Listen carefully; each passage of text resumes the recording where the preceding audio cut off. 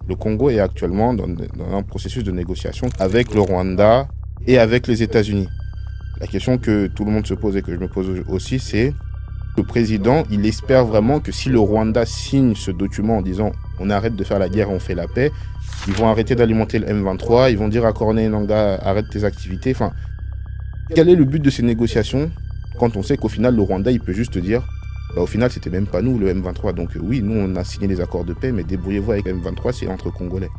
Les contenus de ces accords là, ce sont des accords de minerais stratégiques.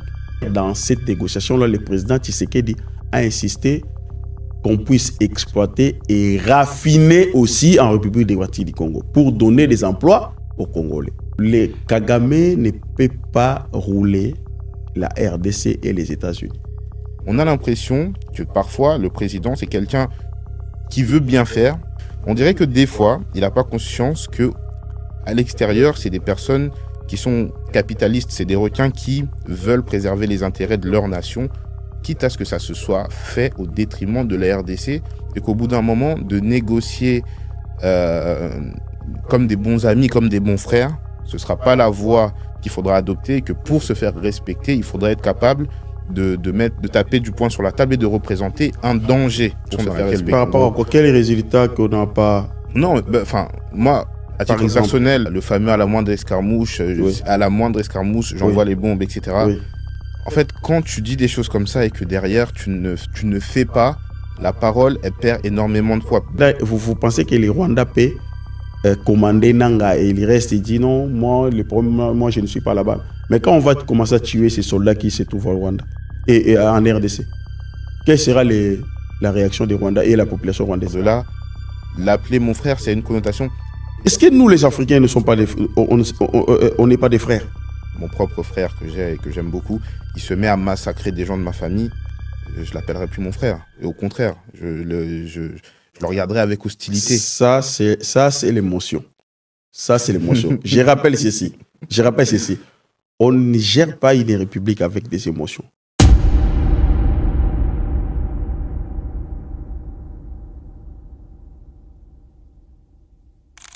Les camarades, comme vous l'avez vu dans cette vidéo, on va parler politique, sujet qui peut être extrêmement polarisant. Et donc, il me semblait indispensable de faire le disclaimer qui suit. Donc, s'il vous plaît, restez jusqu'à la fin de ce disclaimer. C'est vraiment important pour la suite. La première chose que j'ai à dire, c'est que je ne fais partie d'aucun parti politique congolais. Ceux qui me connaissent savent que j'ai des idées de droite, mais le spectre politique gauche-droite, il n'existe pas au Congo. En tout cas, il n'est pas établi au Congo comme il est établi en France ou aux États-Unis, par exemple. Je vous dis ça parce que certaines personnes, dès lors que j'ai annoncé que je faisais une vidéo sur la politique avec un membre du parti présidentiel, m'ont tout de suite dit, et j'espère que tu vas lui rentrer dedans, que tu vas vraiment le mettre dans le dur, que tu vas lui poser les questions qui fâchent, etc. Alors, j'ai pas l'impression d'avoir fait ça dans cette vidéo, pour deux raisons principalement. La première, c'est que c'était pas forcément le but, d'accord. Moi, mon but, c'est de comprendre un peu les versions, d'entendre la version du parti présidentiel sur certains faits. J'ai énormément de personnes qui sont de l'opposition, on va dire, dans mon entourage, qui me donnent leurs faits sur certains événements.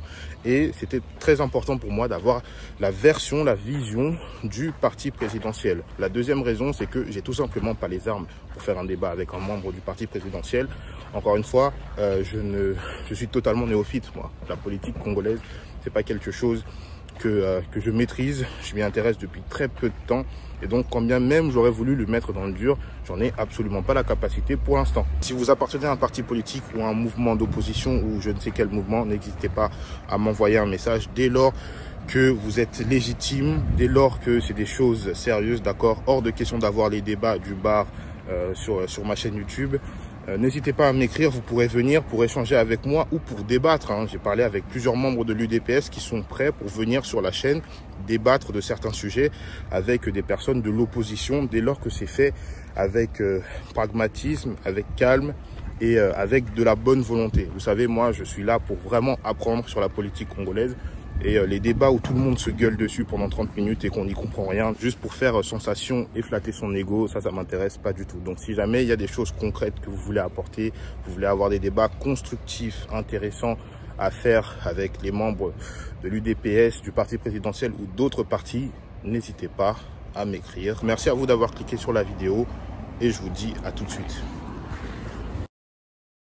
Bonjour à tous et bienvenue dans cette nouvelle vidéo.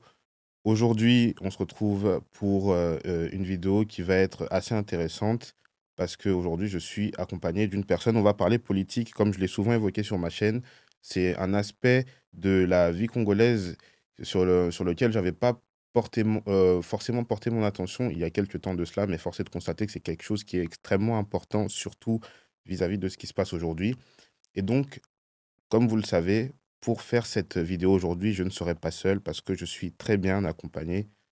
Monsieur Fidèle, comment est-ce que vous allez? Ouais, merci beaucoup, cher Daniel. Je vais bien, mais je voudrais aussi vous remercier par rapport à cette invitation. Donc, je pense que nous parlons Congo. En fait, c'est une question qui va tout droit au cœur. Je pense que la problématique du Congo, quel que soit là où nous nous retrouvons, nous avons l'obligation, parce que c'est dans le sang, en fait. Raison pour laquelle nous sommes là. Je pense qu'on va passer les bons moments pour essayer d'éclairer l'opinion, pour enlever les zones d'ombre qui, n'est-ce pas, dans les chefs des Congolais, de la diaspora en particulier, et puis les Congolais en général. Merci. Bah, merci à vous, surtout d'avoir accepté mon invitation. Alors, on s'est connus depuis un petit moment maintenant. J'ai un oncle à moi à qui, justement, j'avais fait part de mon envie de m'intéresser pour ne serait-ce que comprendre tout ce qui se passe à la RDC, en RDC, parce que c'est quelque chose, l'aspect entre guillemets socio-économique, c'est quelque chose qui m'intéressait pas forcément jusque-là. J'étais surtout basé sur l'histoire, la culture. Et quand j'ai commencé à le faire, du coup, mon oncle m'avait fait venir du coup à l'une des réunions lorsque le chef d'État, le président Tshisekedi, préparait sa venue à Paris. On s'était rencontrés à ce moment-là parce qu'on avait fait partie un peu de tout ce qui était lié à l'organisation. Et étant donné que vous faites partie de l'UDPS, qui est donc le parti qui est au pouvoir, on avait pu se rencontrer, on avait échangé ensemble, on avait gardé contact. On s'était recontacté d'ailleurs en fin d'année dernière lorsqu'il y avait eu le projet pour le changement de constitution. Il y avait des choses que je ne comprenais pas très bien. Vous m'avez très gentiment proposé de venir participer à une réunion où vous nous avez expliqué qu'est-ce qu'il en était vraiment. Et j'ai trouvé que c'était quelque chose d'intéressant de, comme ça, faire une espèce de mise à pied sur tout ce qui se passe sur le paysage politique congolais. Est-ce que vous pouvez vous présenter pour les personnes qui nous regardent, nous dire qui vous êtes, ce que vous faites pour donner un peu plus de contexte? Je suis simplement un Congolais. Et comme tout Congolais, donc je suis politicien, donc je suis dans l'IDPS, l'Union pour la démocratie et le progrès social. Et je vous épargne d'autres engagements que j'ai. Et puis voilà, merci. Ah, ok. Bah, écoutez, ce que je vais faire, c'est que on va rentrer directement dans le vif du sujet. Il faut savoir que moi, étant donné que sur ma chaîne, je suis suivi par énormément de membres de la diaspora, il y a toujours des messages que je reçois énormément sur la situation qui se passe au Congo actuellement, notamment à l'est de la République démocratique du Congo. On me dit souvent, mais Daniel, pourquoi est-ce que tu ne fais pas de vidéo où tu expliques telle ou telle chose d'un point de vue politique, d'un point de vue... voilà. Et ce que je dis souvent, c'est que moi, je n'ai pas les armes pour ça.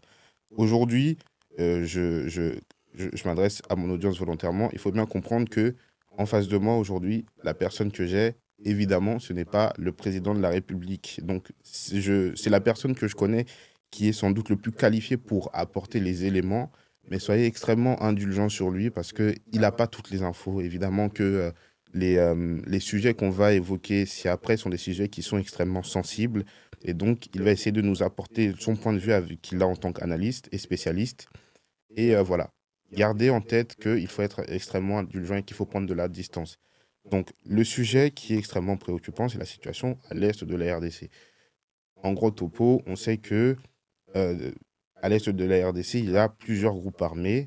Le plus connu d'entre eux, celui qui a les aspirations les plus néfastes pour notre pays, c'est évidemment le M23, le mouvement du 23 mars, qui est alimenté, dirigé, co-dirigé, enfin nourri par le Rwanda et qui sévit à semer le trouble à l'est de la RDC.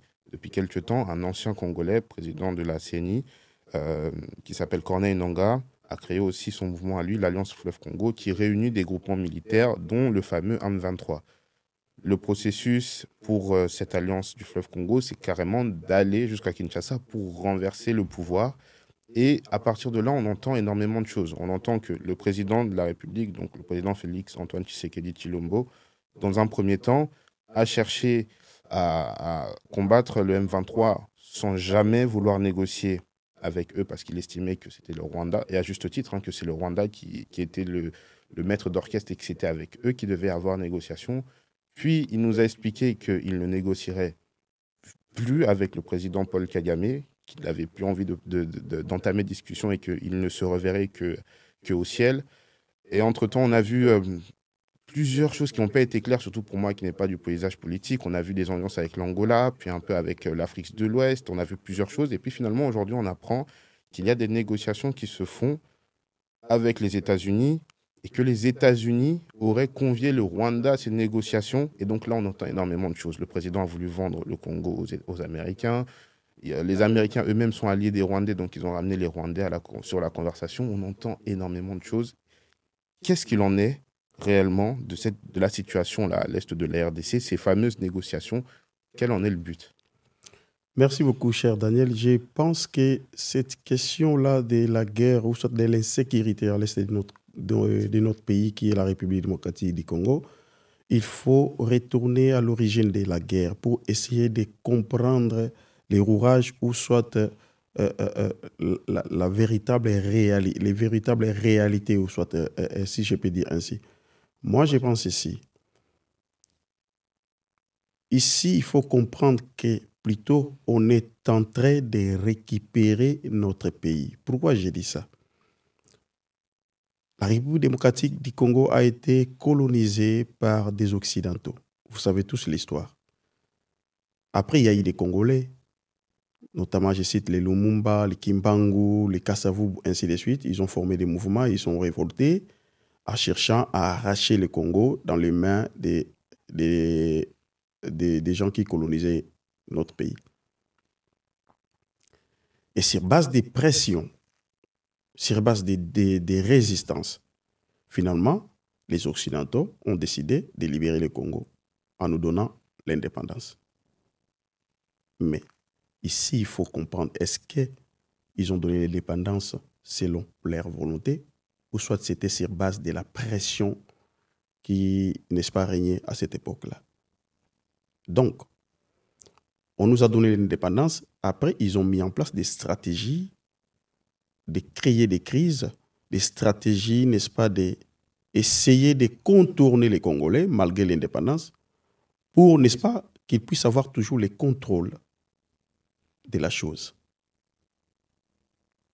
Et c'est ainsi que vous allez comprendre qu'à l'époque de Lumumba, malgré Lumumba était Premier ministre, Joseph Kasavubu, Mbutamutu Kasavubu, comme président de la République, il y avait une crise pendant cette période-là, jusqu'à ce que Lumumba a été assassiné.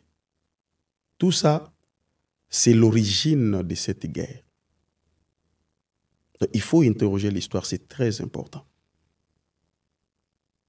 Malheureusement, les acteurs politiques, soit les acteurs, les leaders de l'opinion de cette époque-là, j'étais aussi distrait, qu'on se le dise. Ils n'ont pas arrivé à se mettre d'accord. La seule fois que les Congolais, ou soit les leaders congolais de l'époque, ont réussi à se mettre d'accord, c'était à l'époque du table ronde pour l'indépendance, pour obtenir l'indépendance. Après cela, il y avait une crise, il faut interroger l'histoire. Les Kalonji les Moïse Tshombe, et de l'autre côté, les Lumumba, ainsi de suite, c'était une crise totale. Cette crise-là a été programmée à dessein par les Occidentaux pour créer l'ingérence, au fait, dans notre pays. C'était comme ça. Et vous allez comprendre que cette attitude-là, ce comportement-là des leaders de l'époque, et ça continue jusqu'à aujourd'hui. Aujourd'hui, les leaders congolais, s'ils ne sont pas là, dans ces assises-là, s'ils ne sont pas au pouvoir, donc tout ce qui se passe là-bas, c'est mauvais. S'ils sont là, c'est bon. C'est ça les rythmes, malheureusement. Donc, on peut dire aujourd'hui que nous avons copié les mauvaises habitudes que les Blancs ont pu injecter, ou soit les Occidentaux ont pu injecter dans la politique congolaise, et jusqu'à aujourd'hui, ça nous colle. Et raison pour laquelle on n'arrive pas à décoller. Et vous allez comprendre, ils ont allé chercher Mobutu, le président Mobutu. Ils ont initié le président Mobutu. Le président Mobutu a accédé au pouvoir. À un moment donné, ils ont allé chercher Laurent Désiré Kabila, le président Laurent Désiré Kabila, pour lui mettre aux affaires. Et ça ne marche pas, on l'écarte. Ils ont allé chercher encore le président Joseph Kabila. Mais c'est les seuls, qu'on se le dise, c'est les seuls présidents, le président Tshisekedi, le président actuel, qui n'a jamais été le fruit des Occidentaux. Vous savez tous, avant des élections, les Occidentaux étaient derrière. Ce n'est pas qu'ils étaient... Ils ont créé...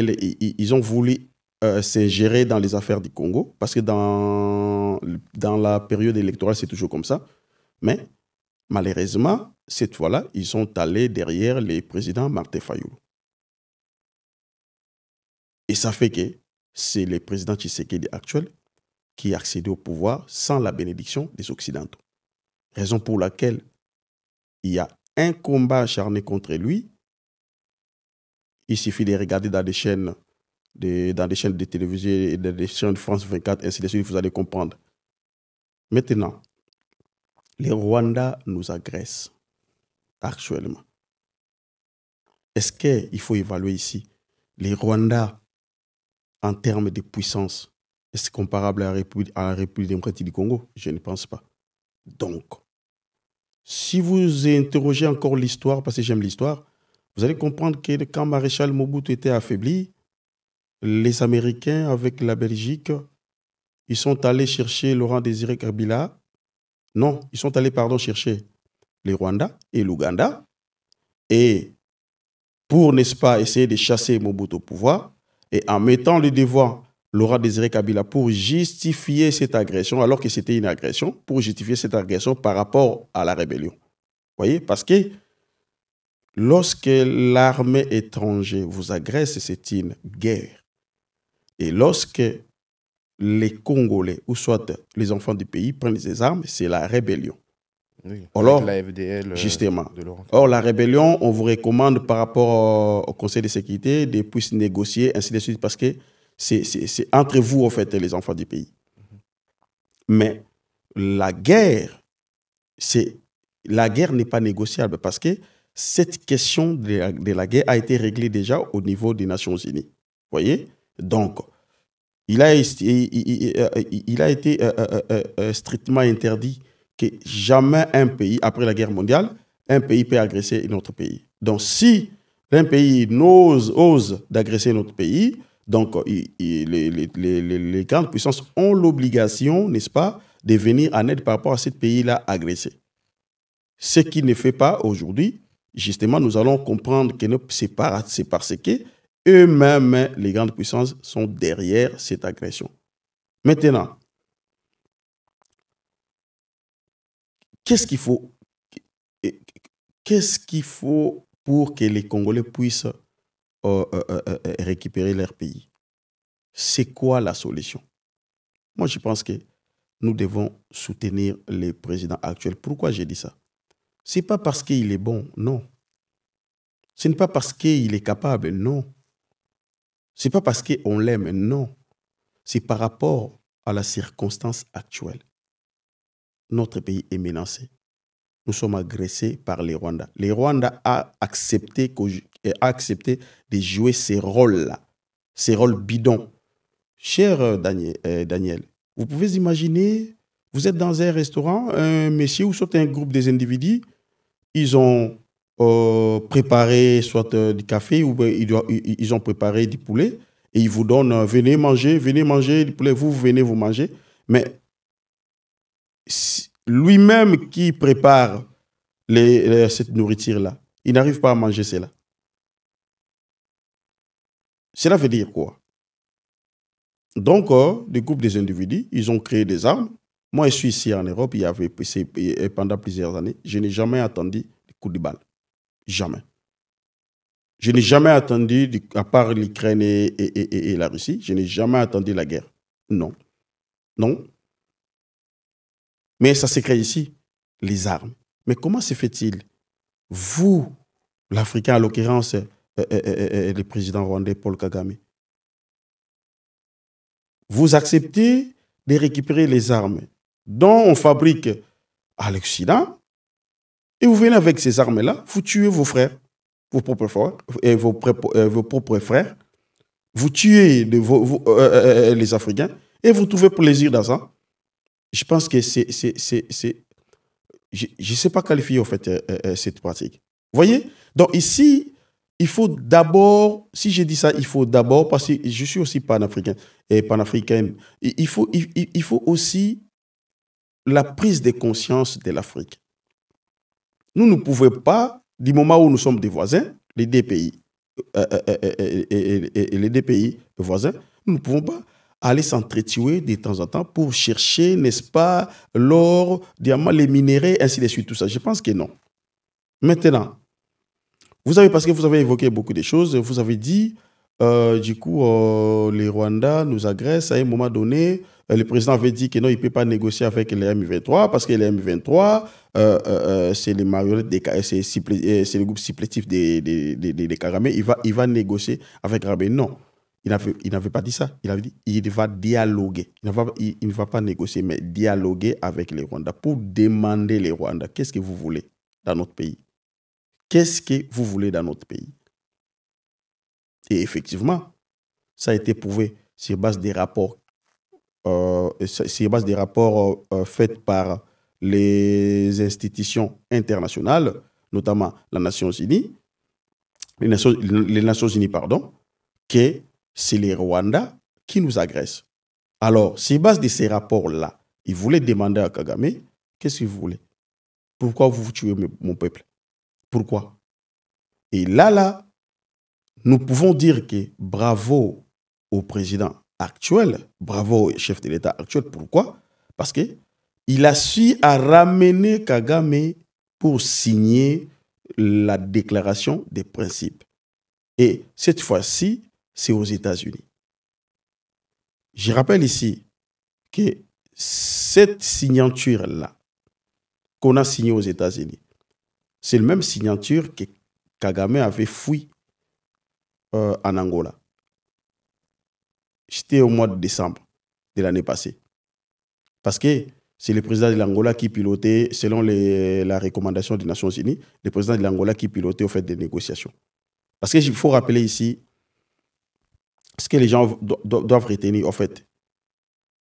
Il y avait l'agression rwandaise contre la RDC. Les Nations Unies ont recommandé l'Union africaine puisse chercher les voies et moyens sur les plans diplomatiques pour finir à cette problématique. Et l'Union africaine a recommandé le président angolais. Pardon, excusez-moi. L'Union africaine a parlé, a échangé avec Kinshasa. Qu'est-ce que le président Tshisekedi a fait? Le président Tshisekedi, d'abord, il y a 122 groupes armés. C'était 122 groupes armés qui opéraient à l'est de la République. Parce que les gens parlent des M23, mais c'est 122 groupes armés. Le président Tshisekedi, qu'est-ce qu'il a fait? Il a mis en place un cadre dont les Congolais qui ont pris des armes peuvent négocier avec le gouvernement. Il a mis une structure en place pour essayer, lorsqu'ils vont négocier avec les groupes armés qui opèrent à l'est du Congo, pour ne pas les laisser comme ça, pour essayer de les accompagner dans la vie civile, en fait. Vous voyez? Et ils ont mis les accords, pardon, les négociations de Nairobi. Et c'est l'ancien président kenyan, l'ancien président du Kenya, qui chapeautait qui facilitait cette négociation. Ils ont fait appel aux groupes armés, tous les groupes armés qui opèrent à l'est du Congo. Venez à Nairobi avec les gouvernements congolais. On peut échanger entre nous pour chercher à savoir qu'est-ce qui se passe, qu'est-ce qu'on peut faire pour en finir avec ça. Vous voyez, déposer les armes et vous allez entrer dans la vie civile, ainsi de suite. Le gouvernement va vous accompagner. Quand le gouvernement a lancé cet appel-là, il y avait presque tous les groupes armés qui étaient congolais. Ils sont partis à négocier à Nairobi. Et il y avait les M23. Comme les M23 dépendaient du Rwanda, les M23 a refusé. Donc, ce qui fait que les problèmes n'étaient pas finis. Vous voyez? Parce que les groupes armés M23 avaient refusé, sur la recommandation de leur chef Paul Kagame, le président Kagame, le président rwandais. Maintenant, c'est là où l'Union africaine a désigné, puisqu'il s'agit du Rwanda, a désigné le président de l'Angola pour qu'il puisse faciliter les négociations. Donc, on avait des négociations. La première négociation, c'est au niveau de Nairobi, entre les groupes armés congolais et les gouvernements. Et la deuxième négociation, c'était au niveau de Luanda, les postes de Luanda. Ils ont commencé à échanger. Il y avait des groupes armés congolais, ont accepté de déposer les armes, et les gouvernements les ont accompagnés dans les vies civiles. Oui, raison pour laquelle vous attendez, il y a la calmie au niveau des Ituri, et ainsi de suite, tout ça. Parce que partout là-bas, il y avait des groupes armés.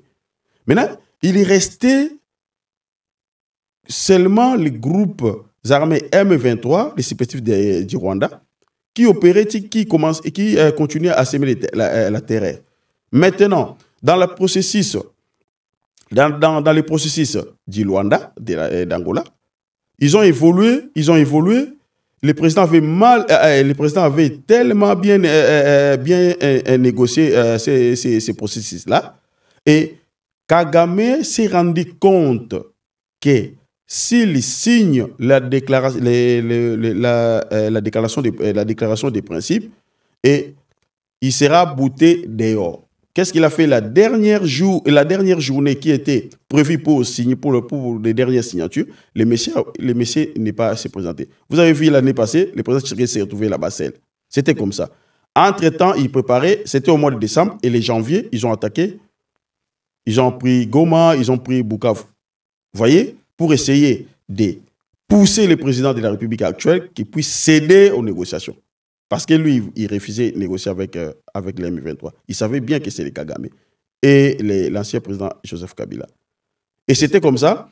Après cette agression-là, les dossiers est parti, le gouvernement sollicitait le Conseil de sécurité. Le Conseil de sécurité a siégé. Ils ont dégagé une résolution, la fameuse résolution. Et du coup, sur cette résolution-là, ils ont dit qu'ils ont recommandé les Rwandais qui puissent faire sortir l'air militaire qui se trouve au sol congolais. Et ils ont aussi recommandé la fusion des deux processus, c'est-à-dire le processus de Nairobi et le processus de Luanda. Fusionner les deux processus. Ce qui fait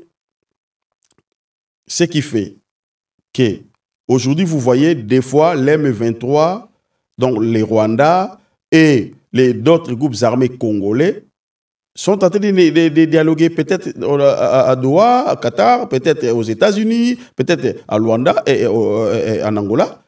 Et comme le président angolais devient maintenant le président de l'Union africaine, il était question de se décharger par rapport à ça. Et puis, maintenant, laisser la place à une nouvelle équipe qui est le président togolais et l'ancien président du Niger, ainsi de suite. C'est eux qui sont en train de piloter. Donc, voilà un peu la situation actuelle. Mais je pense pour chiter, les Congolais doivent savoir ceci. Notre pays est agressé, mais pas seulement par les Rwandais. C'est par les grandes puissances. Vous voyez, qui ne dit pas c'est par les grandes puissances. Les Rwandais n'est qu'un figurant. C'est ça la réalité. Maintenant, la motivation, la mobilisation et les combats acharnés que les gouvernements sont en train d'amener, et ensemble, avec tous les Congolais de la diaspora du pays, ainsi de suite. Vous avez vu les manifestations devant les ambassades. Ici, même à la diaspora, précisément en France, vous avez vu les manifestations. Ça a bougé des lignes. Vous avez vu les déclarations. Les grandes puissances ont eu peur, peut-être. Les grandes puissances ont commencé à jeter l'éponge. Vous voyez? Parce qu'ils ne peuvent pas porter ces croix-là. Et ils voulaient qu'ils sont en train de piller les richesses du Congo. Ils sont en train de piller les minéraux du Congo. Mais tout en se cachant derrière les Rwandais. Mais là, c'est clair. Maintenant, ils sont en train de chercher d'autres voies et moyens. Moi, je pense que c'est une opportunité maintenant, raison pour laquelle je recommande à la population congolaise qu'il puisse être debout toujours, qu'il puisse être mobilisé par rapport à cette situation. On veille, et la question des États-Unis, les Rwandais, vous avez évoqué ça. Vous avez évoqué la question des négociations aux États-Unis et les Rwandais. Cher Daniel,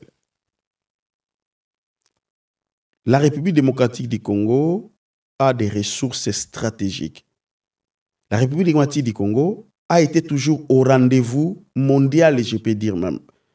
Tout ce qui est le monde entier a besoin, ça c'est et la République démocratique du Congo est capable de donner tout ce que le monde a besoin pour le développement sur les plans notamment technologiques.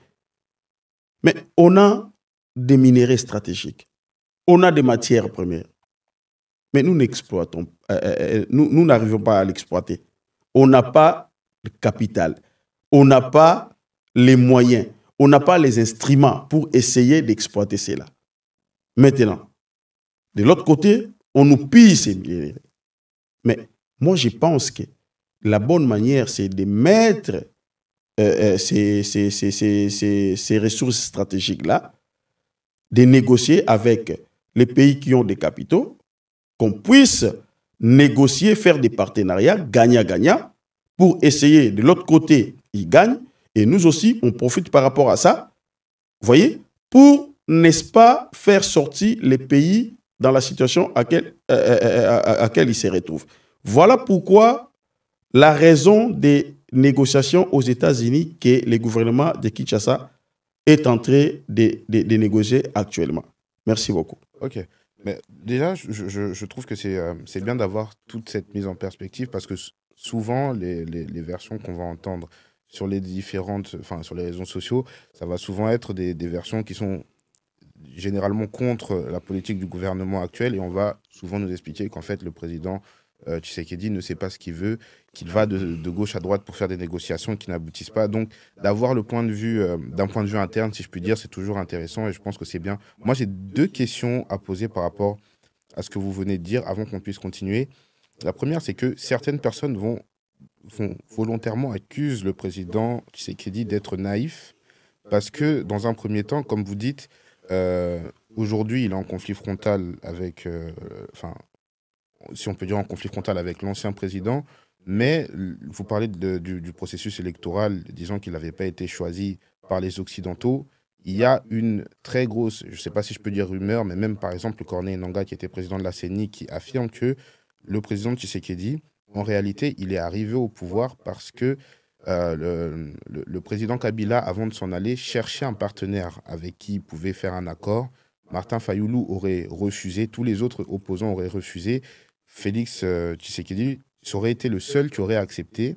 Et donc, c'est pour ça qu'il serait venu au pouvoir dans un partenariat, comme on l'a vu avec le président Kabila dans un premier temps, les licences sénateurs à vie et faisant en sorte de sécuriser ses intérêts. Donc, certaines personnes disent qu'il a été extrêmement naïf en faisant ça, sachant que tout le monde sait plus ou moins depuis le début certaines accointances que le président Kabila aurait eues avec les forces du M23 ou le gouvernement du Rwanda. Mais ça ne se limite même pas là parce que d'autres disent même que le président Tshisekedi a volontairement, il s'est rendu à Kigali, je ne sais pas si c'est plusieurs fois, mais il s'est rendu à Kigali, il a appelé le président Kagame mon frère alors que la lutte entre le Rwanda et la RDC qui date de la première guerre du Congo, il me semble, était là quand même depuis longtemps.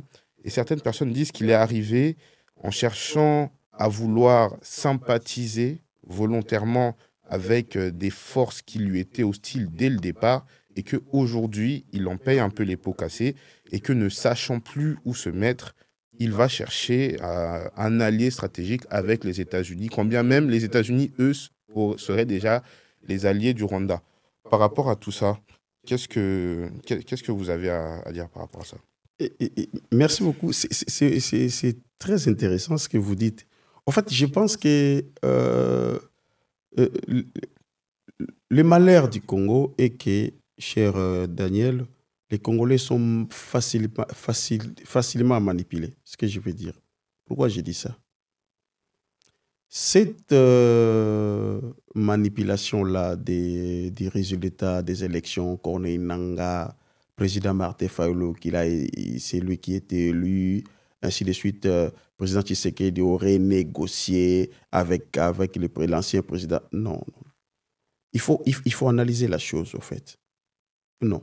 Ça, ce sont des moyens politiques que les leaders politiques mettent à la disposition des populations pour essayer de s'échapper ou essayer de se dédouaner par rapport à ses erreurs ou soit par rapport à sa défaite. C'est ça, en fait. Mais il faudra que les populations puissent avoir la maturité de comprendre, qu'on se le dise. Le président Martin Fayulu, candidat à l'époque, ils ont concouru avec le président Tshisekedi et les camarades et les présidents, les dauphins de l'ancien président Shadari. Ils sont allés aux élections. Avant d'aller aux élections, quel est le parti qui était mieux implanté? Quand ils sont partis à Genève pour négocier, en fait de dégager un candidat unique de l'opposition, qui était le favori? Ce n'est pas le président Tshisekedi. Il était favori sur base de quoi? Sur base de la popularité. Parce qu'à cette époque-là, c'est l'IDPS qui était le parti le plus mieux implanté en République démocratique du Congo. C'était ça. Je ne dis pas que c'est la force du président Tshisekedi, c'est la force de plusieurs hommes politiques qui ont fondé l'IDPS. Ils ont fait un grand travail, un gros travail. Donc à ce moment-là, déjà, c'est l'UDPS qui était le parti d'opposition le plus connu. Justement, parce qu'on appelait l'IDPS les partis aînés de l'opposition. Les partis aînés de l'opposition. Donc c'est les number one de l'opposition. C'était comme ça, en fait. Il faut interroger l'histoire. Maintenant, ils sont partis à Genève. Ils ont conditionné le président Tshisekedi pour que tous les candidats qui étaient là à l'époque là à l'opposition, qu'ils puissent les soutenir.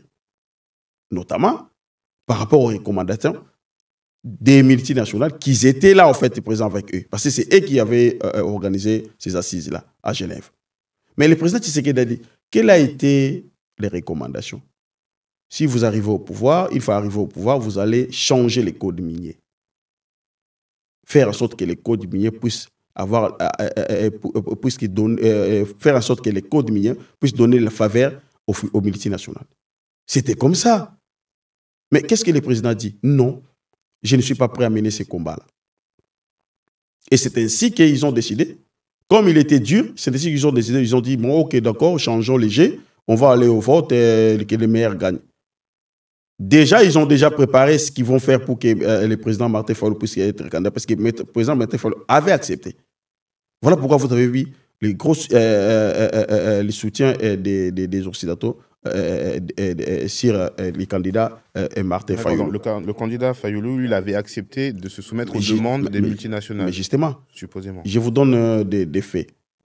Ils ont signé un document, une fois élu, il va faire 2 ans au pouvoir et puis il va organiser les élections. Sur base de quelle constitution? Parce que la constitution stipule qu'il faut faire 5 ans. Lui, il l'a signé. Ah, d'accord, il devait faire 2 ans. 2 ans et puis organiser les élections. Okay. Mais sur base de quel texte qui régit le pays? Ça, ce sont des faits, des éléments qui, n'est-ce pas, nous fait à comprendre ce qui était là comme complot contre le pays. Vous voyez? Et pour le président Martin Fayulu, c'était une occasion, vous voyez, parce qu'il n'avait pas l'épaisseur politique. Donc pour lui, c'était une occasion. Vous voyez? Donc c'est ça la vérité. Maintenant, quand ils ont manigancé là-bas, ils ont dégagé Martin Fayulu comme candidat de l'opposition.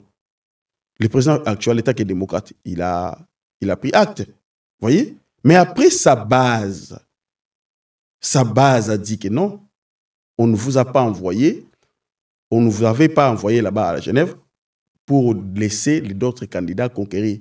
Nous savons que nous sommes bien implantés dans le pays. On va vous soutenir, venez. Il faut rejeter ces accords-là. Voilà la raison pour laquelle il a rejeté, c'était comme ça. Ils sont venus au Congo. Vous avez vu en fait l'accueil. Le président Martin Fayulu, quand il est arrivé au Congo, vous avez vu l'accueil. C'est comparable avec le président Tshisekedi. Mais on parle de quoi? Et puis un autre élément, que les Congolais sachent, un autre élément.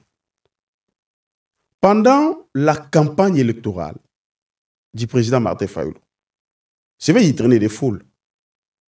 Mais quel a été le message que le président Fayulu donnait en fait, à la foule qu'il suivait?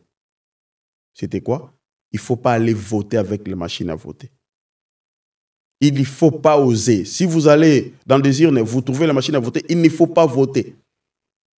Écrit sur les papiers Fayoulou. Il ne faut pas, si vous osez de voter, il y aura les noms des Chadar qui vont sortir. C'était comme ça ce message. Sachant aussi au Congo, dans les Congo profonds, il n'y a plus des internets, ainsi de suite. Maintenant, quand il a donné ces messages-là, partout il passait, il y reste 48 heures pour le tenir des élections. Et Martin Fayoulou a dit non, allez voter même avec la machine à voter. Pendant ce temps, les présidents actuels faisaient la campagne. Sa campagne disait que allez voter avec la machine à voter. Ce qui fait que la foule qui suivait Martin Fayoulou, au moment des votes, quand ils arrivent dans les urnes, si jamais ils trouvent la machine à voter, parce que c'était comme ça, les machines à vote par la machine à voter, même quand même que ça a été interdit à la loi électorale à cette époque-là. Mais les gens, quand ils viennent comme ça pour voter, s'ils voient la machine de voter, ils rentrent, ils ne votent pas.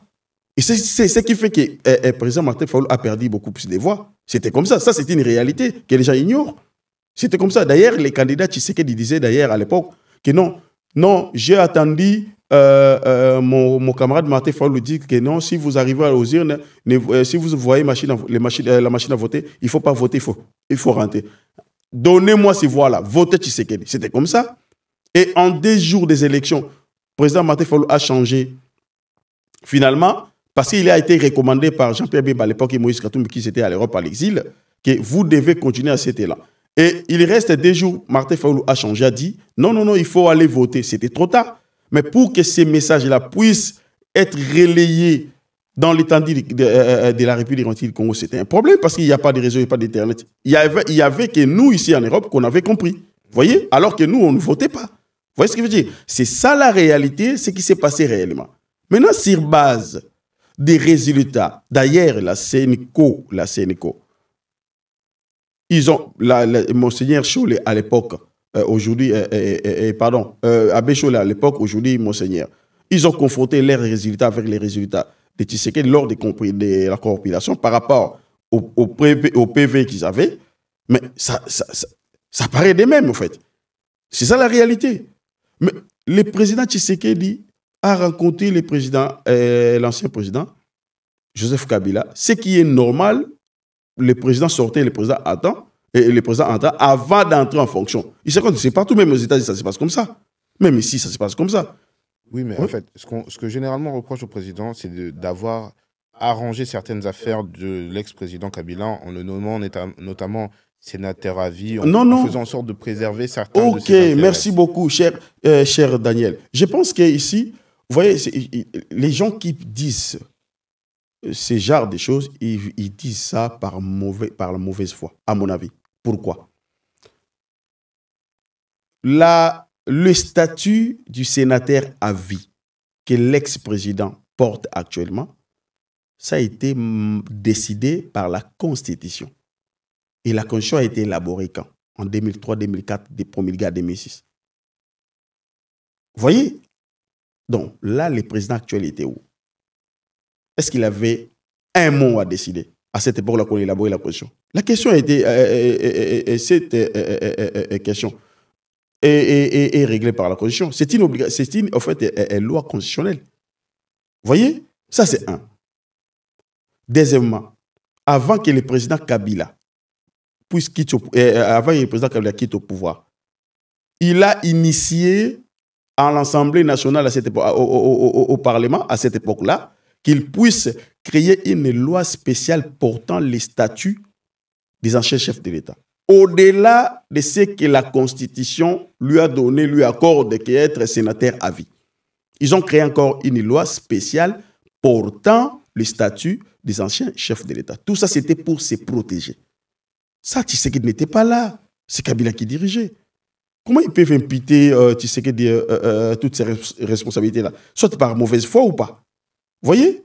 Moi, je pense que, d'ailleurs, Tshisekedi qu'on dit aujourd'hui, malgré tout le verrouillage que Kabila a fait, mais il est tenté de déverrouiller beaucoup de choses.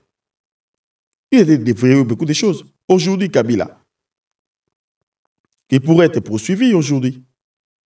D'ailleurs, j'ai eu une information que demain, la plénière est convoquée pour demain du Sénat pour examiner, n'est-ce pas, cette demande-là de la levée de ses immunités, pour sa poursuite. Voilà. Donc, je pense que le président Tshisekedi est en train de verrouiller, est en train de déverrouiller ce que Kabila avait verrouillé. C'était un homme à féliciter. C'est un homme à féliciter, à mon avis. Pourquoi j'ai dit ça, chers camarades? Vous avez la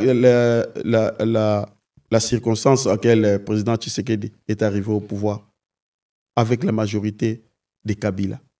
Vraiment, tout le monde disait ici que le mec ne va pas s'en sortir. Même les cardinals Ambongo est passé à la chaîne France 24. Ils disaient non, il n'a pas le levé de pouvoir, il ne va pas s'en sortir, ainsi de suite. Même Martin Fayulu. Mais il ne se pose pas de questions. Comment il a fait pour, n'est-ce pas, déboulonner Kabila? Kabila avait l'armée, Kabila avait l'économie, Kabila avait tout. Tout, presque tout. Il avait verrouillé. Dans l'esprit qu'il va revenir au pouvoir. Vous voyez? Mais comment Tshisekedi a fait pour renverser cela? Si vous n'êtes pas un politicien, un grand politicien, vous ne pouvez pas faire ça. Vous ne pouvez pas faire ça. Il a réussi à basculer la chose. Aujourd'hui, Kabila n'a pas le pouvoir au Congo. Là même, il doit être poursuivi. Voilà. Donc, moi, je pense que, comme vous avez évoqué, que le président Tshisekedi, il est allé au Rwanda à un moment donné pour négocier avec Kagame. Il a appelé son frère, tout ça. Cette question d'appeler Kagame mon frère. Est-ce que nous, les Africains, ne sommes pas on n'est pas des frères? Qu'on se le dise. Est-ce que nous, les Africains, on n'est pas des frères? J'aimerais qu'on me dise. Mais il faut chercher l'origine de l'Afrique. Mais on est un seul peuple, cher Daniel. On est un seul peuple. Oui, ce n'est pas parce que... Je donne un petit exemple. Est-ce que le fait que Caïn, dans la Bible, le fait que Caïn a tué son frère Abel, cela enlève le statut des frères? Je ne pense pas. Oui, mais je pense que là où moi, personnellement, je rejoins je rejoins un peu les gens, c'est que quand on sait que la personne en question est le commanditaire de plusieurs meurtres de masse qui se sont faits dans le pays, effectivement, à partir de là, l'appeler mon frère, c'est une connotation. Évidemment que si on prend dans le sens large, les Africains, on est tous frères, mais pour donner un exemple, si mon frère à moi, mon propre frère que j'ai et que j'aime beaucoup, il se met à massacrer des gens de ma famille, je l'appellerai plus mon frère. Et au contraire, je le regarderai avec hostilité. Ça, c'est l'émotion. Ça, c'est l'émotion. Je rappelle ceci. On ne gère pas une république avec des émotions. Il ne faut pas avoir l'état d'âme, en fait. La logique voudrait, ou soit la logique dit que même ton frère, comme vous venez de dire, il massacre, quel que soit l'acte qu'il va causer, ça n'enlève pas en lui les statuts de ton frère, en fait. Il y a des frères mauvais, il y a des bons frères. Mais les statuts des frères, ça n'enlève pas. Qu'on soit logique. Ça, ce sont des émotions, ce sont des sentiments, mais je comprends aussi. Je comprends les Congolais, mais ce sont des émotions. Mais l'émotion ne peut pas nous enlever la logique. Vous voyez? En fait, je pense que les gens auraient été plus indulgents avec lui si il aurait sévi après les actes. C'est-à-dire que, d'accord, on est tous frères, mais tu es en train de t'attaquer à mon peuple, donc je vais faire en sorte de protéger mon peuple et qu'il y ait des répercussions. Mais c'est ce qu'il est tenté de faire maintenant. L'économie du Rwanda tombée faillite pour moi. La société d'aviation du Rwanda, comment ça tombé à faillite? C'est ce qu'il est tenté de faire aujourd'hui. Maintenant, cher Daniel, le président est arrivé au pouvoir. Il a trouvé l'armée totalement dans les mains des Kabila. Qui dit des Kabila, des Kagame, à l'obédience des Kagame. Vous savez comment le pays a été joué et le pays a été géré à l'époque. Le pays a été géré par dérogation. Vous savez, mais vous arrivez au pouvoir, mettez à sa place, vous arrivez au pouvoir. Il faut d'abord faire l'état des lieux, même si vous avez la vérité. Mais il faut d'abord commencer à identifier ce que vous avez comme la force. Mais tout en cherchant d'abord, vous savez, quand vous gérez le pays, la décision de combattre, la décision de guerre, c'est la décision extrême, en fait. Mais il faut d'abord tenter des voies diplomatiques. C'est ce qu'il avait fait. Le président est parti ici, le président a sillonné tous les pays voisins de la République démocratique du Congo, y compris les Rwandais. Il les a leur dit, écoutez, on est voisins, ça restera comme ça jusqu'à l'infini. Moi, j'ai fait qu'on puisse travailler pour notre population, vous voyez, créer des échanges commerciaux sur le plan économique pour, n'est-ce pas, essayer de développer la région des Grands Lacs. C'était comme ça. Je pense que ce n'est pas mauvais. Mais il faudra, après avoir identifié votre armée, et il faudra de l'autre côté, vous organiser l'armée parce que vous savez tous que notre armée était infiltrée. Vous voyez la condition que notre armée s'est trouvée. Qu'est-ce qu'il faut faire? Donc, si je ne comprends pas les Congolais, donc comme Tshisekedi arrive au pouvoir, il engage la guerre. Ça te dit, mais justement. Après, en fait, déjà, il y a des questions sous-jacentes. C'est-à-dire que l'armée, qu'elle a été infiltrée, c'est quelque chose que j'ai très souvent entendu. Mais la première question que j'ai, c'est combien de temps ça prend pour la désinfiltrer? Est-ce qu'au bout d'un moment, l'armée, on pourra avoir une armée stable? Parce que là, on parle quand même, ça fait plus de 5 ans. Et la deuxième question que j'ai, c'est, on parle de questionner l'histoire tout à l'heure. Je pense que le président Tshisekedi, il est au fait de l'histoire du Congo. Quand, comme vous l'avez dit, il a fait le tour des pays voisins de la RDC. Je sais qu'il est allé notamment avec le président ougandais. Il a permis à l'armée ougandaise d'intervenir sur le territoire de la RDC pour neutraliser un groupe qui portait pression sur l'Ouganda. Et donc, c'est à partir de ce moment-là que le Rwanda aurait fait en sorte de ramener, entre guillemets, de revitaliser le M23, etc. Et donc, forcément, lorsque, moi, d'un point de vue totalement néophyte, encore une fois, moi, je ne suis pas un spécialiste, je ne connais pas du tout, ça fait très peu de temps que je m'intéresse à ça, mais j'ai du mal à me dire que lorsqu'on connaît l'histoire qu'il y a entre l'Ouganda, le Rwanda et la RDC, qu'il est permis à l'Ouganda de laisser l'armée ougandaise entrer sur les territoires du Congo, sachant toutes les répercussions que ça aurait pu avoir, forcément, je me dis, est-ce qu'il y avait quelque chose derrière? Est-ce qu'il ne le savait pas? C'est ce que vous me dites, là, quand vous me dites généralement, il est allé voir le président Kagame, etc. Il a essayé de raisonner en disant, mais qu'est-ce que tu veux à mon peuple? On a l'impression que parfois, le président, c'est quelqu'un qui veut bien faire et qui est doté de bonne volonté. Et il a l'impression que les personnes autour de lui sont dotées de bonne volonté aussi. Et qui va dire, les amis, on s'assoit, venez, on fait quelque chose de bien, et que tout le monde va dire, OK. On dirait que des fois, il n'a pas conscience qu'à l'extérieur, c'est des personnes qui sont capitalistes, c'est des requins qui veulent préserver les intérêts de leur nation, quitte à ce que ça se soit fait au détriment de la RDC, et qu'au bout d'un moment, de négocier comme des bons amis, comme des bons frères, ce ne sera pas la voie qu'il faudra adopter, et que pour se faire respecter, il faudra être capable de taper du poing sur la table et de représenter un danger pour se faire respecter. Ok, merci beaucoup, cher Daniel. Je pense que les Congolais parlent beaucoup plus des résultats ou soit des conséquences, mais ils n'évoquent pas des causes. C'est ça les grands problèmes. Or, lorsque nous voulons réfléchir, soit résoudre un problème, il faut évoquer des causes. Et cela va nous aider, n'est-ce pas, à réfléchir, à dégager des résolutions dans le sens des solutions. Vous voyez, je voudrais dire ceci. D'abord, ce que vous avez évoqué, ce n'est pas vrai. Ce n'est pas vrai parce que les Rwandais occupent notre pays depuis ça fait 30 ans. Ce n'est pas parce que quand Tshisekedi arrive, non. Je voudrais ici donner en fait, la vraie version en fait, de cette problématique du Rwanda. Les Rwandais ont chassé Mobutu. Pour quel but? C'était pour piller des richesses. Pour piller nos richesses. À complicité avec les Américains, ainsi de suite avec les autres aussi. C'était ça le but. Parce qu'on n'a pas chassé Mobutu pour rien. Maintenant, en mettant Laurent Désiré Kabila à la tête du pays, Laurent Désiré Kabila a, qu'est-ce qu'on peut dire, les a trahis en fait. Oui. Voilà, les a trahis. Voilà, le RDC Kabila dit non. Écoutez, vous aviez négocié avec les rebelles. Maintenant, c'est le président de la République. Et ils ont tué Mouzé. On est d'accord? Oui. On suit la logique. On a tué Mouzé pour essayer d'avoir la possibilité de piller leurs richesses. Ils ont mis leur marionnette, Joseph Kabila, au pouvoir.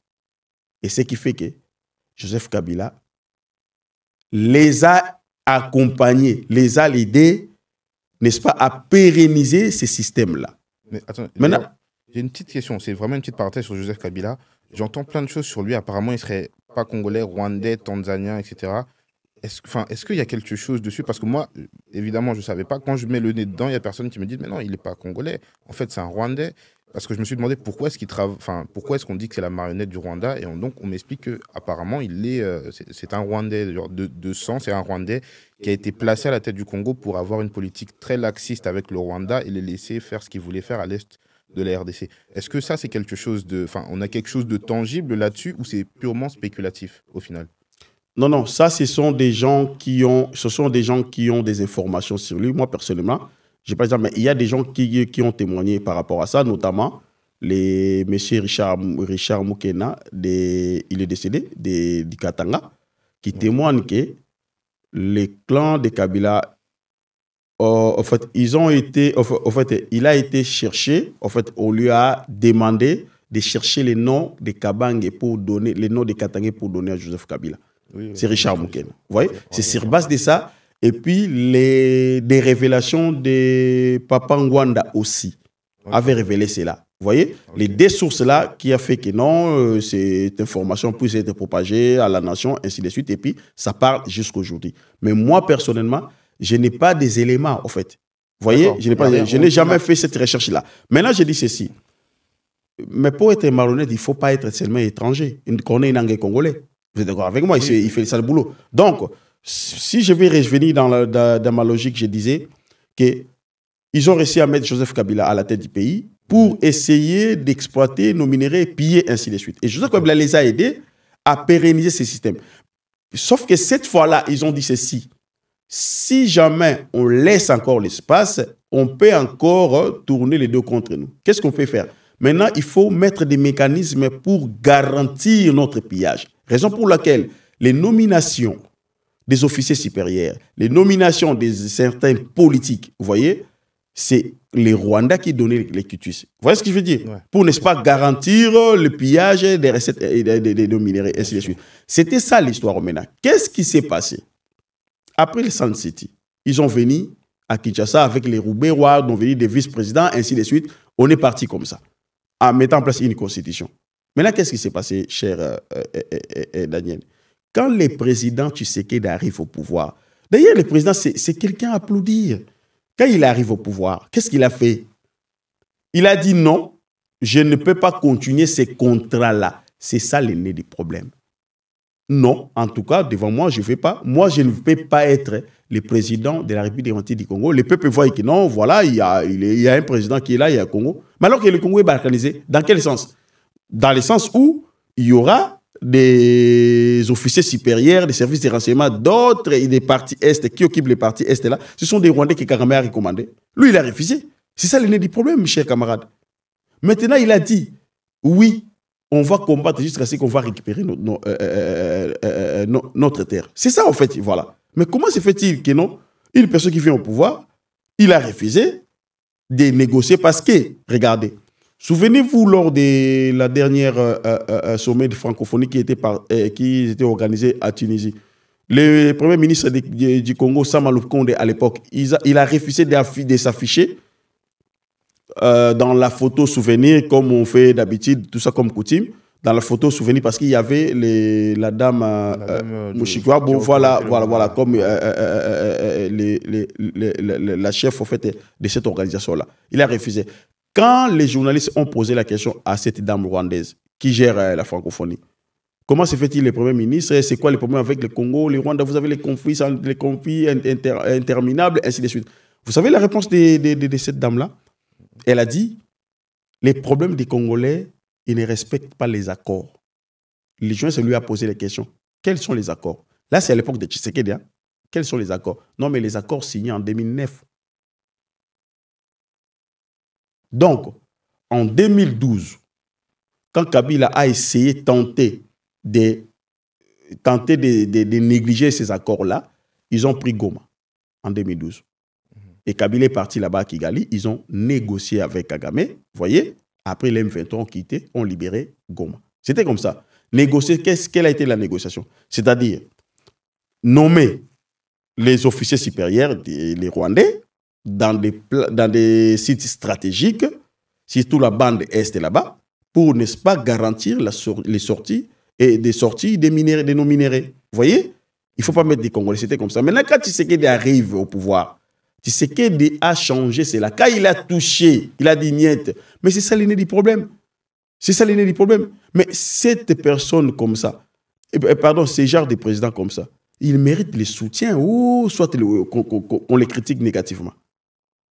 Les Congolais doivent comprendre. En fait, avoir le président Tshisekedi au pouvoir maintenant, pour moi, j'ai dit aux Congolais, c'est une occasion pour nous. C'est une occasion. Au moins, nous savons qu'il a la bonne volonté, il fournit des efforts. Donc, il reste que les soutiens, en fait. Vous voyez ce que je veux dire? C'est un peu ça. Comment vous pouvez dire que non, il tâtonne? Il tâtonne par rapport à quoi? Vous arrivez au pouvoir. Vous faites l'état des lieux. Vous trouvez que notre armée s'est infiltrée. Vous avez posé la question si est-ce que ça doit prendre combien de temps pour qu'on puisse exfiltrer l'armée? Mais l'armée a été infiltrée depuis l'époque de Mobutu, depuis l'époque de Laurent Désiré Kabila, Joseph Kabila, ainsi de suite. Mais vous demandez, ça demande combien? Je comprends les pensées des Congolais, c'est tout à fait normal, mais on ne peut pas inventer la roue. On ne peut pas organiser l'armée avec la baguette magique. Non, je suis désolé. Donc, déjà, j'ai donné l'exemple pour que les Congolais puissent avoir l'idée. Déjà, pour qu'un militaire, à partir de son recrutement, jusqu'à devenir un général, vous savez, ça prend combien de temps? C'est presque 15 ans. C'est presque 15 ans. C'est au-delà de 10 ans. C'est presque 15 ans. Parce qu'il y a des conditionnalités pour avoir des grades. Ce n'est pas les militaires que Kabila a distribué des grades et ainsi de suite comme ça. Ils n'arrivent pas à faire à combattre. Pour avoir un bon général comme ça, il faut avoir 15 ans. C'est ça le problème en fait. Maintenant, les généraux, soit les officiers supérieurs qui sont là au Congo actuellement, c'est les officiers supérieurs que Kabila avait distribué, n'est-ce pas, les grades et des fonctions pour son pouvoir, c'est ça. Ils n'ont jamais combattu, ils n'ont pas l'expérience, et ainsi de suite. Voilà. C'est ça la réalité. Mais pour réformer l'armée, ça demande du temps. Et actuellement, le président Tshisekedi, qu'est-ce qu'il a fait quand il arrive au pouvoir? Il a recruté des jeunes. Il a recruté presque 90 000 jeunes. Ils ont été formés. Mais ce sont des soldats, des troupes. Maintenant, il faudra former les commandants. Vous voyez? Maintenant, on a encore des anciens officiers supérieurs qui nous font un problème. Raison pour laquelle l'armée demeure toujours faible. C'est par rapport à ça. Mais ça demande l'État. Déjà, si vous allez à l'EFO de Kananga, là où on forme les officiers supérieurs, pendant qu'à 18 ans, Kabila avait fermé cette centre de formation. Hein. Voilà. Est-ce que vous pouvez imaginer même les chefs d'état-major Chiwewe n'a jamais fait l'effort? Vous imaginez? Un général qui n'a jamais passé à l'effort. Vous imaginez?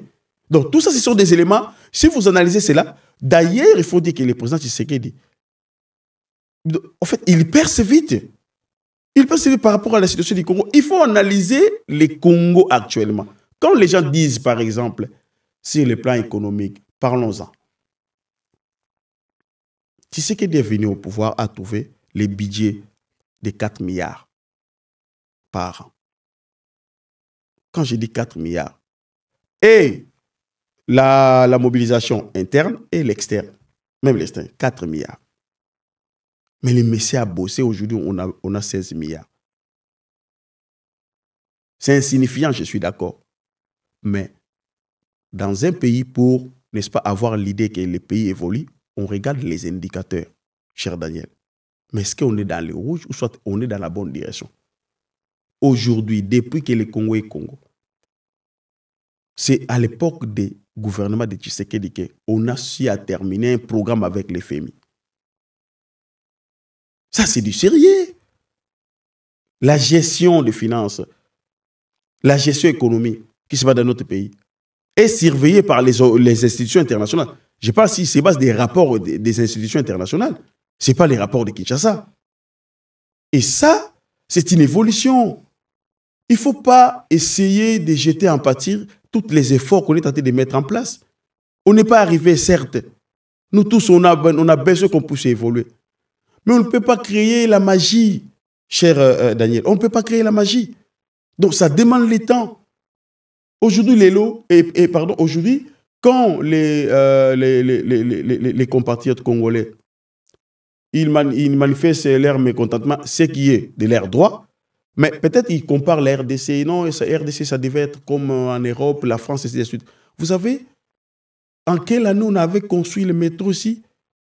En quelle année? Les Liboulois métro là, à quelle année? C'est avant l'indépendance. Mais aujourd'hui, nous voulons toujours brûler des étapes, et ainsi de suite. Mais non, ça ne marche pas. Nous devons retourner dans la case du départ. Pourquoi je dis ça? Je peux dire ceci. Avant l'époque coloniale, nos ancêtres traitaient déjà les gens qui étaient malades à cette époque-là par des plantes, ainsi de suite. Nos ancêtres faisaient des transports dans la rivière avec des pirogues, ainsi de suite. Vous voyez, nos ancêtres déjà arrivaient à créer des flammes, ainsi de suite. Tout ça, s'ils ont besoin des flammes pour préparer, ainsi de suite. Dans des moyens, soit dans l'intelligence, au fait, l'intelligence qu'on avait à l'époque. Donc, Dieu nous avait donné déjà cette intelligence-là. Mais qu'est-ce qui s'est passé? Quand les colons ont arrivé, au fait, dans notre pays, ils ont dissuadé nos ancêtres à ce qu'on avait comme connaissance en remplaçant de leurs connaissances, c'est-à-dire les médicaments, vous voyez, les colons, ainsi de suite, vous voyez, il faut les médicaments, il faut les doses comme ça, on a abandonné les plantes. Vous voyez, à la place des pirogues, il faut un bateau, il faut un véhicule, il faut. Et puis, on a mis un système éducatif, vous voyez, nous, on applique, on apprend des formules et puis on applique. On n'invente rien. Alors qu'on avait inventé la pirogue, hein, on avait inventé des plantes, des médicaments, on traitait, ça marchait, mais on a rejeté cela, on a suivi ce qu'on nous avait amené. Et aujourd'hui, si par exemple à cette époque-là, imaginons, à cette époque-là, on nous avait laissé, mais aujourd'hui, on allait développer ce qu'on faisait. Aujourd'hui, ça allait être moderne aussi. Vous voyez? C'est un peu ça. Mais le rêve qu'on avait fait à l'époque, on a abandonné tout ce qu'on avait comme connaissance. Maintenant, nous voulons se comparer avec les gens où nous avons abandonné notre intelligence, au fait, pour suivre l'intelligence. Mais non. Mais tout ça, on demande ça à Tshisekedi. Il faut être réaliste. Moi, je demande aux Congolais le réalisme. C'est très important.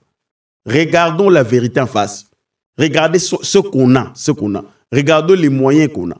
C'est ça, en fait, la réalité. Vous voyez? Mais les gens veulent parler avec des émotions. En fait, c'est une problématique du pays. C'est la République, en fait. C'est la République. Moi, je pense qu'il faut capitaliser ce qu'on a déjà, essayer de soutenir, de les pousser, de critiquer avec des propositions, vous voyez, pour essayer d'avancer au-delà de ce qu'on a actuellement. Bien sûr. En fait, la problématique qui est dans le cas du président actuel, comment je le perçois moi en tant que jeune homme qui est né au Congo, qui a grandi dans la diaspora et qui maintenant essaie de se refamiliariser avec le paysage politique congolais, j'ai l'impression que, étant donné que sur les 25 dernières années, tous les présidents qu'on a eus n'étaient pas vraiment autonomes. On parle de Kabila qui est arrivé avec le Rwanda, de Kabila fils qui a été téléguidé par le Rwanda. Je pense que, étant donné que c'est le premier président qui arrive et qui est, comme on dit toujours, qui est autonome, comme on dit un vrai Congolais autonome, je pense que la population attend énormément de lui et que, effectivement, quand il y a des choses qui sont dites comment dire, on n'a pas les résultats escomptés, on est beaucoup moins patient avec lui. Et donc, moi, je conçois tout à fait que la situation dans laquelle le Par rapport à quoi? Quels résultats qu'on n'a pas? Non, enfin, moi, à titre personnel et dans mon entourage, je sais que quand on le fait de le voir dire comment dire, dire des choses là, le fameux à la moindre escarmouche, à la moindre escarmouche, j'envoie les bombes, etc. Oui. En fait, quand tu dis des choses comme ça et que derrière, tu ne fais pas, la parole, elle perd énormément de poids. De la même manière, moi, j'avais vu une vidéo où il parlait, où il disait c'est fini, j'avais dit au Rwanda, il parlait en lingala, il disait Naïb Saki que Tomo Nana, Kakaipa ya Oya Kelabiso. Donc, on se verra seulement au ciel. Et puis là, on apprend qu'il discute avec le Rwanda. C'est des choses, c'est des erreurs. L'erreur est normale dans la vie de tout un chacun, mais il y a tellement de poids et de pression sur lui, on attend tellement de choses sur le président dans la situation actuelle que j'ai conscience qu'on est un peu intransigeant envers lui et que quelque part, dans notre perception des choses, il n'a pas le droit à l'erreur. Mais pour qu'on puisse finir un peu, parce que le sujet, hein, il est très vaste et moi j'ai envie de m'éterniser, parce que moi j'apprends aussi. Hein. Moi, allez-y. J'apprends. Pour finir sur les négociations avec le Rwanda, parce que c'est ce qu'on était en train d'évoquer, le président, il est actuellement, enfin, le Congo est actuellement dans un processus de négociation qui prend fin en juin prochain, il me semble, avec le Rwanda et avec les États-Unis. La question que tout le monde se pose et que je me pose aussi, c'est le Rwanda aujourd'hui, officiellement, dans la version officielle, à moins qu'il y ait quelque chose que je ne sache pas, ils maintiennent les dires qui sont les leurs, à savoir, le M23, c'est les Congolais, c'est pas nous. Ils ont trouvé une personne, Corneille Nangaa, qui est congolais, qui assume être le chef de l'Alliance Fleuve Congo, mais donc le chef du M23, et qui lui-même, dans une interview, il a fait une interview il y a quelques jours, où il dit « Nous, on est des Congolais, il y a des rwandophones qui parlent le Kenya-Rwanda ici avec nous, mais on n'est pas financé par Kigali, on est complètement indépendant. » À moins qu'il y ait des choses que l'on ne sait pas, si demain, dans les négociations, le Rwanda écrit noir sur blanc au Congo, on fait un traité de paix, le Rwanda laisse tranquille le Congo, qu'est-ce qui empêche que, quand le M23 va continuer son avancée vers Kinshasa, supposément, le Rwanda, au bout d'un moment, ne sera pas à se dire « mais on vous avait bien dit que nous, le Rwanda, on n'a rien à voir là-dedans, nous, on a respecté nos accords de paix. Finalement, celui qui est en train d'avancer, c'est un mouvement congolais, il est revendiqué par des Congolais, par un Congolais en la personne de Corneille Nangaa, donc qu'est-ce que vous nous reprochez à nous finalement ?» Est-ce que cette perspective-là, enfin, est-ce qu'il y a quelque chose dans les dessous ou est-ce que le président, il espère vraiment que si le Rwanda signe ce document en disant on arrête de faire la guerre et on fait la paix, ils vont arrêter d'alimenter le M23, ils vont dire à Corneille Nangaa arrête tes activités. Enfin, quel est le but de ces négociations quand on sait qu'au final, le Rwanda, il peut juste dire bah, au final, c'était même pas nous, le M23. Donc oui, nous, on a signé les accords de paix, mais débrouillez-vous avec le M23, c'est entre Congolais. Ok, merci beaucoup. Laissez-moi un peu de revenir par rapport à ce que vous avez dit, que le président Tshisekedi, des fois, il dit des choses qu'il ne se réalise pas, et puis ça, c'est grave, et ainsi de suite. Quel est ce président au monde qui a dit que je vais faire ça, il a fait tout ce qu'il avait dit? Quel est ce président? Je pense que les présidents de la République, partout dans le monde, auront une vision. Et vous allez parler ce que vous pensez, ce qui est votre vision. Mais il y a ce qu'on appelle la réalité sur le terrain. Ça, c'est un fait. Ça, c'est un fait.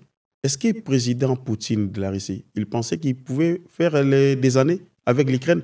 Non, mais après, il a dit qu'il allait l'envahir, il l'a envahi. Non, mais j'ai dit... Non. En tout cas, il n'a peut-être pas envahi, mais ce que je veux dire, c'est qu'il a... Mais justement, si vous suivez au départ, il ne pensait pas que ça aurait été comme ça, en fait. Non, bien sûr. Évidemment. Donc, ce qui est tout à fait normal. Vous voyez? Ce qui est tout à fait normal. Le président Trump, toutes les promesses qu'il avait données au peuple américain, est-ce qu'il avait réalisé cela dans ce moment? Non. Moi, je pense ceci. Cette question d'escarmouche, d'ailleurs, c'était, je vois ça, c'était la position du chef de l'État. Mais après, il y a eu des appels au monde entier. Il y a eu des appels, la pression, et ainsi de suite. Mais est-ce qu'il ne se doutait pas de ça? Parce qu'en fait, j'ai l'impression que... je vais évoluer. Vous allez comprendre. En fait, pourquoi j'ai dit ça? Il y a eu la pression. Vous pensez d'aller agresser un pays dont toutes les forces sont derrière ces pays-là? Non. Parce que ici, il faut comprendre ceci. Dans la vie, vous pouvez avoir, en fait, ou soit décider de faire ça, mais il y a des réalités. Par exemple, quand les chefs de l'État, vous savez, c'est la même chose quand les chefs d'État avaient dit non, je voudrais faire le Congo, l'Allemagne d'Afrique. Tout le monde commence à dire oh, mais où est l'Allemagne d'Afrique, où est l'Allemagne d'Afrique? Et pourtant, c'était la philosophie. C'était philosophique, en fait. Ils voulaient faire la RDC, les centres de l'Afrique, en fait. C'est-à-dire, comme l'Allemagne, si les plans industriels, ils sont premiers, et rien ne peut pas faire sans l'Allemagne, sans la vague de l'Allemagne. C'est ce qu'ils voulaient faire, en fait. Et puis, il est dans cette dynamique-là. C'est un processus. C'est un peu ça. Mais là, pour revenir par rapport à ce que vous avez dit aux négociations, par exemple, vous avez dit que les Rwandais se dédouaner. Il dit non. Déjà, les Rwandais n'arrivent chaque fois, ils disent que non, nous, on n'est pas là, c'était problème congolais. Mais c'était problème entre les Congolais. Mais pourquoi ils voyagent là-bas dans des négociations? Ici, il y a un Tagiki. C'est ce qu'on se demande, justement. Voilà. Ce qui prouve à suffisance que ce qu'il dit là, c'est un mensonge. Ça, c'est un. Deuxièmement, vous avez posé un problème qui est pertinent d'ailleurs, que si jamais le Rwanda signe aux États-Unis, après il peut dire que non, après Corneille Nangaa peut continuer à faire ces inepties, et Kagame va dire non, moi je vais signer, moi j'ai retiré. Non. Kagame ne peut pas rouler la RDC et les États-Unis. Si le président Tshisekedi a insisté, disait que c'est les Rwandais qui soutiennent la M23, qui est derrière la M23, c'est les Rwandais. Ce n'est pas seulement le président Tshisekedi. Il y a des rapports qui existent. Nangaa, Corneille Nangaa et le M23. Si les militaires rwandais quittent la République démocratique du Congo, c'est une coquille vide. Oui, il ne faut pas fonctionner. Maintenant, les Rwandais, comment est-ce que les Rwandais peuvent dire que vous pensez que les Rwandais peuvent commander Nangaa et le reste, il dit non, moi je ne suis pas là-bas. Mais quand on va commencer à tuer ces soldats qui se trouvent au Rwanda et en RDC, quelle sera la réaction des Rwandais et la population rwandaise? Moi, je pense que d'abord, les contenus de ces accords-là, ce sont des accords de minerais stratégiques. Si les États-Unis commencent à exploiter à travers les multinationales, commencent à exploiter nos minéraux, vous voyez, cela va donner lieu aux Congolais de ces contrées-là qui puissent avoir des emplois. Parce que d'ailleurs, dans cette négociation-là, le président Tshisekedi a insisté qu'on puisse exploiter et raffiner aussi en République démocratique du Congo pour donner des emplois aux Congolais. Et les Américains, avec leurs investisseurs, ils ont investi à l'est du Congo avec des grosses sommes comme ça, 500 milliards, comme ils sont tentés de dire là. Après, ils vont contrôler cet espace-là pour que l'insécurité ne puisse pas, n'est-ce pas, perturber ce qu'ils font comme travail. Ça, c'est l'avantage. Et deuxième avantage, c'est quoi? C'est les échanges militaires, c'est-à-dire la formation. Vous voyez, ils vont, au fait, doter l'armée congolaise avec des moyens, doter l'armée congolaise avec des infrastructures, doter l'armée congolaise avec des formations, des remises à nouveau à ceux qui sont déjà militaires, et puis ceux qui, les nouvelles recrues, ils seront aussi formés par les Américains, pour qu'après plusieurs années, qu'on puisse avoir une armée autonome, vous voyez, même s'ils partent comme ça a été au Qatar, même s'ils partent aujourd'hui, qu'on puisse avoir déjà une armée dissuasive, vous voyez. Et cela va dépendre aussi à notre organisation, comment on va s'organiser. Donc c'est ça. Moi, je pense que ça va nous protéger. On encaisse notre pourcentage par rapport à l'exploitation. Deuxièmement, on bénéficie des formations. dotation des munitions et une formation aussi. En même temps, on sécurise les contrées. Quels sont c'est quoi les contrées à question se trouvent où? À l'est du Congo. Là, ça va donner l'occasion à nos frères qui se trouvent là-bas à l'est qui puissent bénéficier avec la paix durable. Donc, c'est très important. Et moi, je ne pense pas que si ces accords-là entrent en vigueur et que l'exportation du travail commence, vous allez voir, il n'y aura pas les sécurités. Il n'y aura pas les sécurités. Parce que cette zone-là sera bien sécurisée, à mon avis. Déjà là, les Congolais vont bénéficier. Déjà la paix, d'abord, ce qui est quand même une chose très importante. Ok. Bon. Après, oui, c'est... Les perspectives sont nombreuses de toute façon, cette situation. De toute façon, on verra ce qui en fait. On est arrivé au terme. Ce que j'aimerais faire, c'est vous laisser quelques minutes pour nous donner votre mot de la fin. Vous voulez nous dire quelque chose. Généralement, comme je dis, les personnes qui me suivent, c'est jeunesse africaine de la diaspora. Est-ce que vous avez un mot de la fin, quelque chose à dire pour clôturer cet entretien? Merci beaucoup, cher Daniel. Je voudrais dire ceci. Il y a une question qui sème un peu la confusion par rapport aux probables arrestations de l'ancien chef de l'État, Joseph Kabila. C'est vrai, je suis dans la télé, ça va dans tous les sens, des contradictions, ainsi de suite. Je voudrais éclairer l'opinion.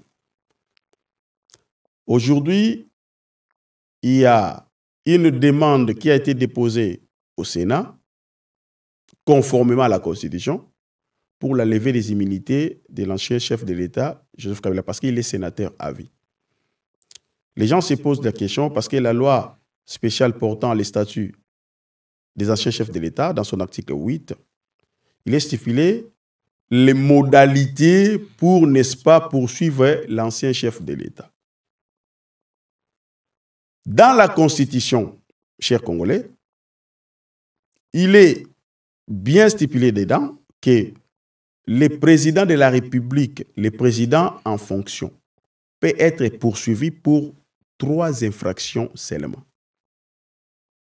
Au-delà des 3 infractions-là, il faut attendre à la fin de son mandat, quand il va devenir l'ancien chef de l'État. C'est là où vous allez les poursuivre. Quelles sont les 3 infractions que le président de la République doit être poursuivi pendant qu'il est en exercice?